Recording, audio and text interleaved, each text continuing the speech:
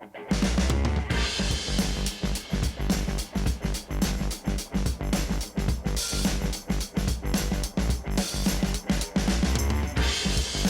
everyone and welcome! In today's video, I'm going to be taking a look at this FMS 1/18 scale Chevy K10 ready-to-run RC pickup.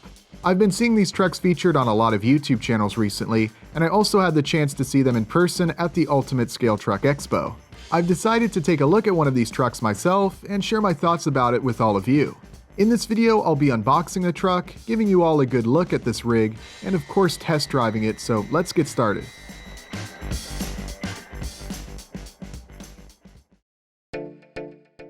So this truck was sent to me by FMS Models. While the truck was sent to me at no cost, it was under the agreement that I would be doing an unbiased review and sharing my honest thoughts on this vehicle.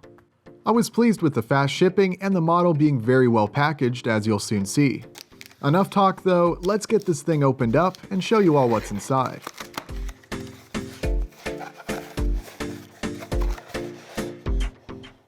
Just after seeing the packaging, I was pretty excited, though I did give the included manual a quick look before diving deeper. Some nice information inside, including the various functions of the transmitter. However, an exploded diagram of the truck would have been nice to see, but overall, it's what you'd expect from a ready-to-run truck. Like I said, this truck is very well packed. It's in a soft styrofoam material which is reusable, making it easy to pack for any kind of trip or vacation.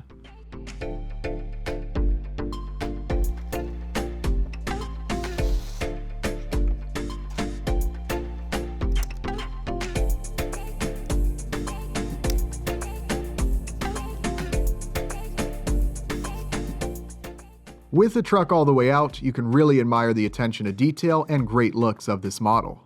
For a $200 ready-to-run truck, this thing looks sick. There's a lot of detail all around, like a functioning tailgate, side view mirrors that are actually mirrors, full-depth bed, wipers, and just an all-around really good-looking truck. Of course, being a square body fan makes me like this thing even more. The red and white two-tone paint looks great. I believe the body is actually molded in that red color, but there's some kind of clear coat or coating that really makes it shine and look painted. There's a pretty decent looking interior as well, though it does lack door panels. Decals for the gauges, however, are a nice touch. Wouldn't really take much to make this interior really pop with a little paint and custom building. Underneath, I like that they've painted the bottom of the truck black. Again, great attention to detail on this rig. It also appears that the cab and the bed are two separate pieces. So if you wanted to remove the stock bed and replace it with something custom, you could do that pretty easily. The chassis is a typical 4-link setup, with the rear designed to be able to accommodate the depth of the bed. There's a lot of plastic, which is to be expected, but the frame rails are metal. You'll find mostly hex head fasteners on the chassis, with a few crosshead fasteners in spots as well. This thing is pretty much shelf-worthy if you just wanted to display this truck as a static model. Though with a little detail work in a few spots, such as painting the openings and the grille black, and maybe painting the weather stripping and trim, you could take this truck to another level of detail. I've even seen some folks go all out with weathering on these bodies. Really, there's a lot of things that you can do to make these trucks your own if that's what you're into. Again though, right out of the box, this thing looks great. This probably has to be one of the best ready-to-run crawlers I've seen in the $200 price range. The overall bumper-to-bumper length of this truck is about 324 millimeters. The height is about 130 millimeters, and the overall width, minus the side view mirrors, is about 125 millimeters. The wheelbase is 196 millimeters, and this is a 1/18 scale truck, so it sort of bridges the gap between a standard 110 scale truck and a micro 124 scale truck. Under the hood, you'll find some of the electronics, and it's also where you'll find the included 300 mAh 2S LiPo battery. A USB charger is included to charge that battery. I used it for the first charge and it worked just fine. If you're new to the hobby or don't have any other means of charging this battery, it will get the job done. However, for all future charges, I used my high-tech battery charger. While the battery is charging, why don't we have a look at the transmitter? It's a pretty basic ready-to-run transmitter, nothing too special, but it definitely gets the job done. I actually really like how this transmitter looks, and after installing the 4 AAA batteries and powering this thing on, I like that the transmitter lights are on the front and sort of look like headlights. A cool little touch.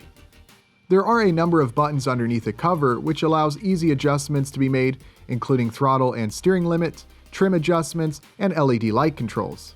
Speaking of LED lights, let's power this truck on and show you them. I love the inclusion of the LED lights, especially on a truck in this price range. There are LEDs for the headlights, front turn signals, and taillights. The only thing I don't really like about the lights are the turn signals always operate whenever you turn the wheels, and the red taillights only come on when reversing.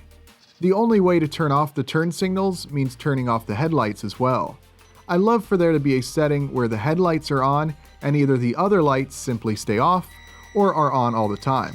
The constant turn signals when off-roading takes a bit away from the fantastic realism of this model in my opinion, but again, to be fair, this is a very minor nitpick, and I could modify the lighting setup if I wanted, but again, I would have liked to see this be an option on these trucks without any modifications being needed.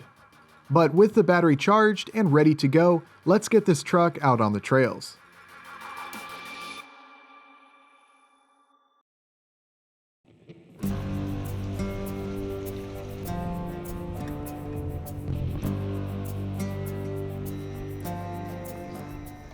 The truck drives great.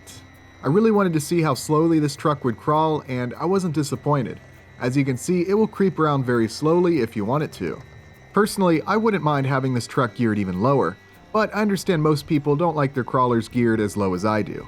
If you give this truck full throttle, it will move pretty quick, way faster than walking speed and definitely enough to catch some air, but you can limit the maximum throttle down to 25% with the transmitter if you'd like. Now, I won't be doing any jumps with this rig. Instead, I tried to find an area with some sort of scale-appropriate obstacles and some nice-looking trails. Personally, I think buying one of these trucks with the intention of just bashing it around is kind of missing the point. But I can say from seeing how some folks drove these trucks at USDE, they will certainly handle some abuse. Performance is about what you would expect. The hard body, long wheelbase, and 8-foot bed will limit the obstacles and terrain that you can drive this truck over, but again, I think to judge this truck solely on its off-roading abilities is sort of missing the point. What this is a great looking and accurate scale model that you can drive. If that's what you want, I don't think you'll be disappointed. I like the soft, floaty suspension and the long runtime just using the stock battery. Of course, if the one battery included with this truck isn't enough, thanks to this truck using a standard plug, getting additional 2S LiPo batteries is no problem. Just make sure that they're small enough to physically fit under the hood.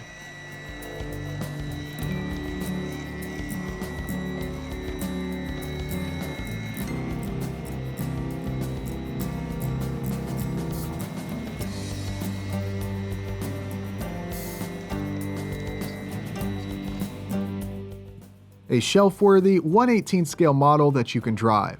I think that's the best summary of this RC Chevy K10 from FMS.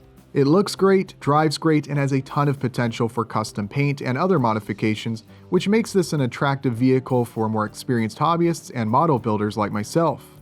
On top of that, I think it's great value, realistic appearance right out of the box, being fully ready to run, and offering a nice reusable traveling case will make it attractive to more casual hobbyists or new hobbyists as well. This is definitely a truck I would recommend, and I look forward to taking it out again, as well as making a few modifications and printing some custom parts for it. I'm not looking for a huge project here, but I've got a few little things in mind that I think would spruce this truck up just a bit. I'm sure some of you watching have this truck in your own collection, and if you have any recommendations or suggestions on custom parts I should make, let me know in the comments. If you'd like to get one of these trucks, I have put some links to where you can order them in the description below. Also, FMS has provided a discount code for you to use, which I've posted in the description as well. That code is valid until April 16th, 2022.